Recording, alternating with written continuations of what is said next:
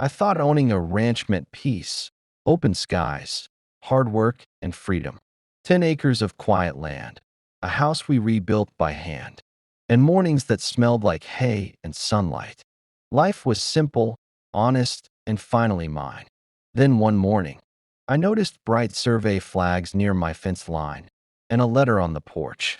It claimed my property had been reassigned to the neighboring HOA. Reassigned, as if my family's land was a library book someone could just check out. I thought it had to be a mistake. I hadn't signed anything, hadn't joined any HOA.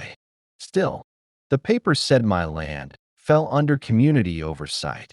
It sounded official, stamped and cold. I shoved it into my pocket, telling myself it would sort itself out. But deep down, I knew things like this never just sort themselves out for a few weeks. Life carried on. Coffee on the porch, chores, fence repairs. But peace doesn't last when paperwork has your name on it.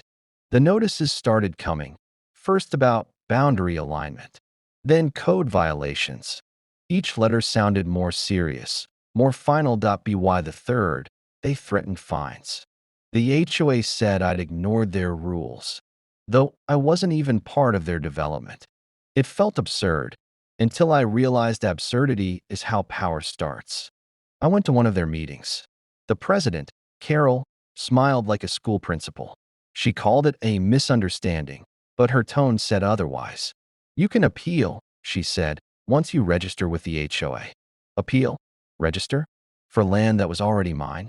I left that room knowing they weren't confused. They were testing me. Weeks turned into a quiet war of paper. Fines, threats, new fees. Neighbors from the gated community drove by slowly, curious. They'd heard stories that I was uncooperative, rude, and even trespassing on land they now called Lot 47A. That wasn't my parcel number. But lies, repeated often enough, start sounding like truth. Then one morning, there it was, a bright orange violation nailed to my gate. Unauthorized structures. People stopped to stare. Someone from the county came to measure my fence and claimed I'd built past the boundary.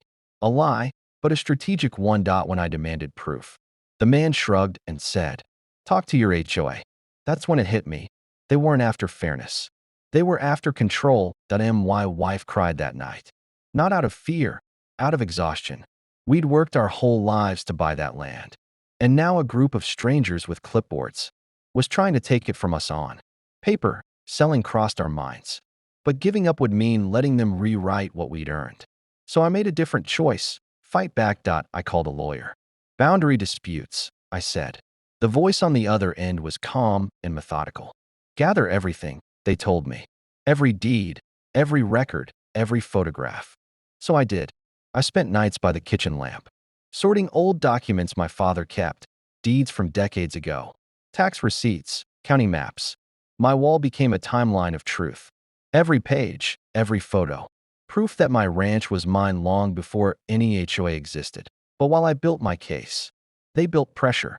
HOA board members showed up again, snapping pictures and filming the fence. Someone even posted online that I was defying community regulations. Comments rolled in, strangers, debating my life like I was a headline. "He should have read the bylaws," one wrote. The internet always sides with the loudest voice, and right now, that was theirs. Then came the final blow, a notice of lien. They wanted thousands in unpaid fees. The language was icy. Legal but threatening. That's when something inside me flipped. I wasn't just defending property anymore. I was defending dignity. I decided to make my stand, not with words, but with something physical. I started building a new fence. One that marked every inch of what was mine, not to provoke, but to declare. Each post, each nail, was a statement. This is my boundary. This is my proof. Neighbors whispered that I was being dramatic. The HOA called it unauthorized construction. I called it art, the kind carved from defiance and wood. Then they came. Cameras, clipboards, and Carol leading the charge. "You're in violation," she announced. That I didn't argue. I simply handed her a document, county records showing that her HOA's jurisdiction Ended half a mile before my property line.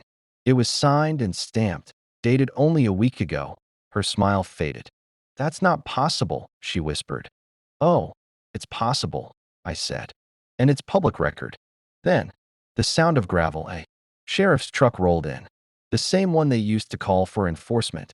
But this time, he wasn't here for me. He looked at Carol, then at the papers. This land, he said, isn't under your control. Silence. The kind that doesn't fade, it freezes.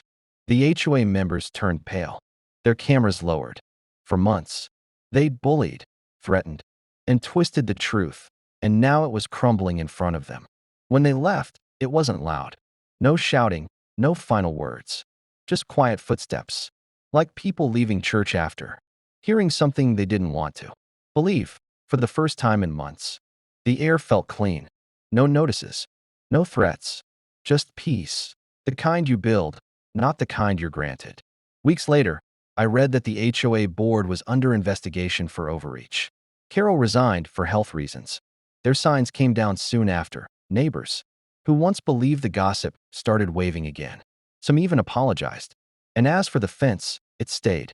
People started calling the stretch of road fence line ranch that I walk that fence every morning now.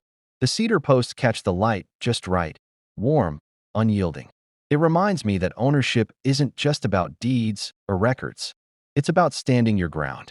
When someone tries to erase you with paper and ink, they gave away my ranch without asking. But the fence I built made sure they'd regret it. And maybe that's the lesson. Sometimes the quietest revenge isn't shouting, or suing, or fighting. It's building something that lasts longer than their power ever did. What would you do if someone tried to take away what's yours?